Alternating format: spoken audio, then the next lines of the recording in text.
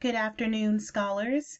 This week we're going to be moving on to the second phase of the ADDIE model, which is the design phase. So I'm going to go through a little bit of brief overview of what the design phase entails, okay? So the design phase is really the part where you are taking the instructional goals and all of the information from the analysis that you did in the analysis summary, which was phase one, and you're digging down a little bit deeper. You're making sure that the performance is what you expect it to be. You're starting to outline learning tasks and then appropriate testing strategies for the learning tasks. So for the design phase, we really have three pieces of this that we're going to go over. And the first is, of course, conducting a task inventory. The second is working on composing performance objectives. And then the third is generating testing strategies. And all of those pieces together make up the design brief that we're going to work on in our segment this week. So in this short video, I'm going to work through the number one, which is conducting a task inventory, to ensure that you are aware of how we're going to do this in our IDA number two. Okay, so in conducting a task inventory, this is really the first step of the design process, which we just reiterated. And the task inventory is important, particularly because it helps you take those instructional goals and break them down into smaller tasks, which are going to help with your designing of your lessons, which comes in the next phase.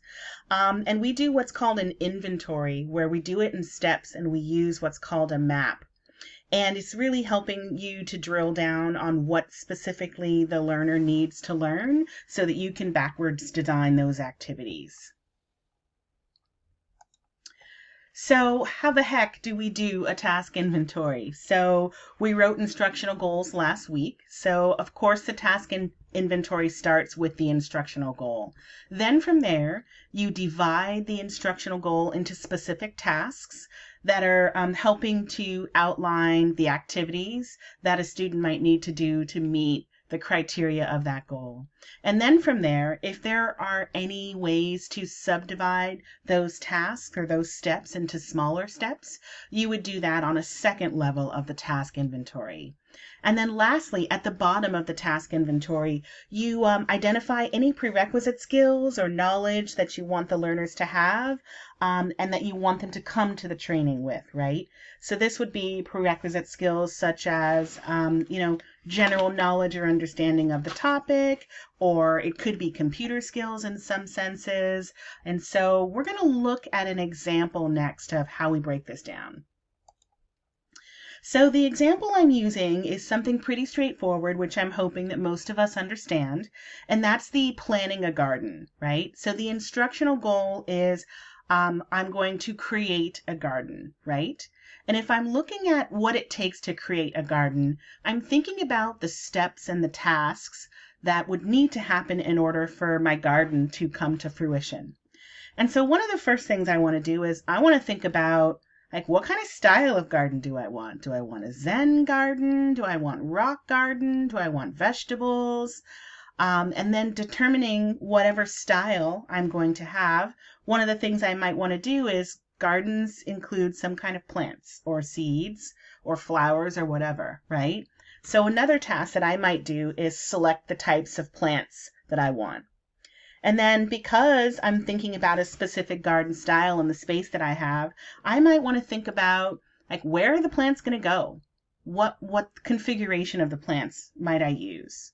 And then, I like to do things visually. So maybe I might get into a sketch or a layout or a map of some kind of where my plants and my placement of items is going to go. And then the last thing I'm going to do in terms of my planning a garden task is I might think through what materials might I use? What plants might I need? Do I need soil? Do I need shovels? And so the last task in that would be to identify plants and a materials list. So hopefully you get the idea of taking that and chunking it down. So let's take a look at looking at the tasks and breaking them down a little bit further. So the very last task that I said was itemizing plant and materials purchase list, right? So this is making sure that I'm getting all the materials for my garden. So what might that look like if I'm breaking down that task? So the first step would be something like listing plants that I'm selecting, designating quantities of how many of each plant do I want to buy. The second step might be breaking down any soil or fertilizer needs or seeds. I might also look at, watering or irrigation options. And then last would be designating quantities for each. So I've taken that big step of itemizing my plant and materials list, and then I've broken it down into 4 additional steps. So let's see what that might look like in terms of prerequisite skill. So what might I want my learners to know if they're approaching this instructional goal of creating a garden, right? So of course I might want my learners to understand what a garden is, and have some general familiarity with the garden. But for our purposes, since they're going to be creating and planting this garden and planning it out, I might want my learners to come to the task with the instruction with a specific goal in mind. So one of the things that I want them to come with for prerequisite knowledge is to be able to discriminate between the different types of plants. So that might be California native plants, it might be cacti, it might be roses. So I want them to kind of understand, or to be able to make sense of the differences between the types of plants. I also might want them to know a little bit about the different soil and fertilizer types, because as you know, any of us who garden, all soil is not for all plants. And so maybe I want my learners to be able to discriminate or distinguish between different types of soil and fertilizers needed for the different types of plants that I pick. So as I told you before, we're going to be using a mapping strategy to make this happen. So I want to walk you through a task inventory map, much like the ones that you're going to develop for IDA number 2.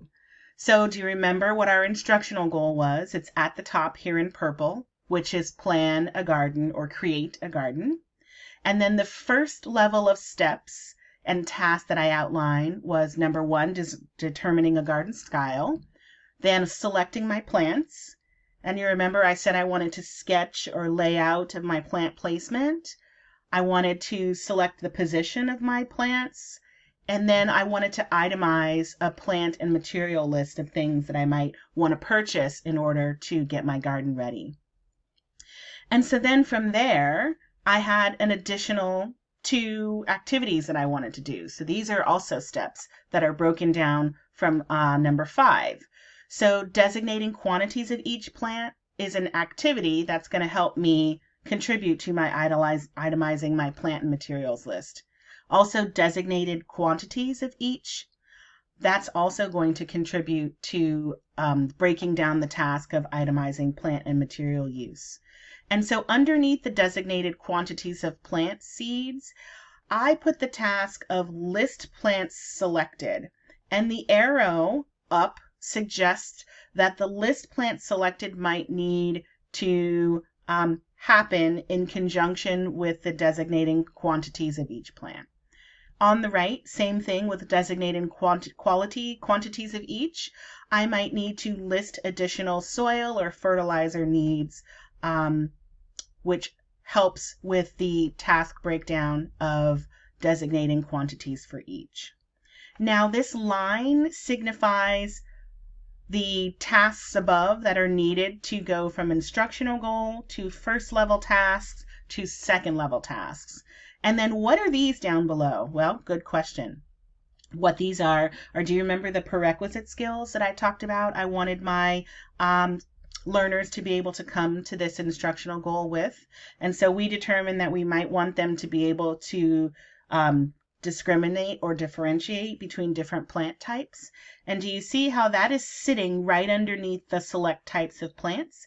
Because in order to be able to select types of plants, they might need to know a few things about plant types. And then on the right-hand side, the discriminate between different soils and fertilizers, that's something that they might need to know before they're able to list additional fertilizers and soils.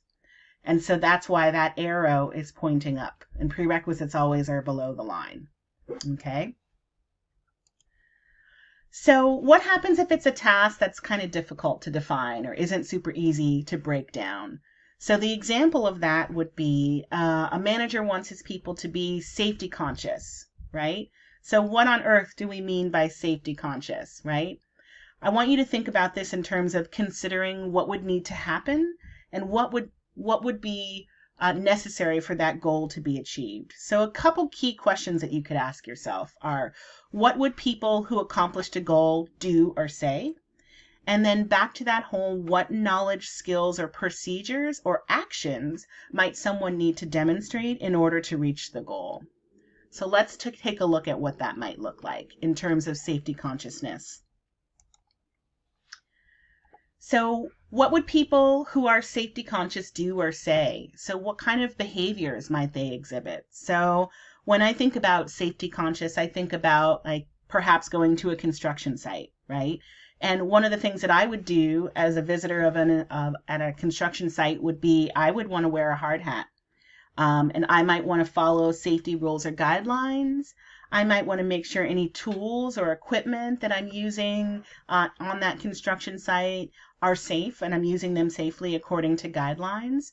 So these are just some of the things which might represent safety consciousness in terms of behaviors. And then now let's look at this in terms of skill, procedures, or actions to demonstrate a goal, right? So what do I mean when I say I want to store tools and equipment safely, right? I want to make sure that each tool or a piece of equipment has a place and that I'm aware of it. I want to comply with any storage or any sort of situations of usage for tools and equipment where they might be. I might want to follow any procedures or guidelines for using any piece of equipment. And these are all sort of skills, procedures, or actions that I might need to do to attain the goal of safety consciousness. And if you're looking at these would be the tasks that participants should learn and therefore would contribute to that breakdown of your task inventory. So to wrap this up, a couple tips for writing a task statement. The first is we're going to go back to the balloons and make sure that we're using an action verb to start our task. And then the second is you want to indicate how the task is performed. And in chapter 2, I would encourage you to revisit the section where they're breaking down the specific tasks. So cognitive tasks versus motor tasks versus procedural tasks. Doing all of these things will help you to successfully create your task inventory. Don't worry, we'll have time to practice when we see each other again in our next class session.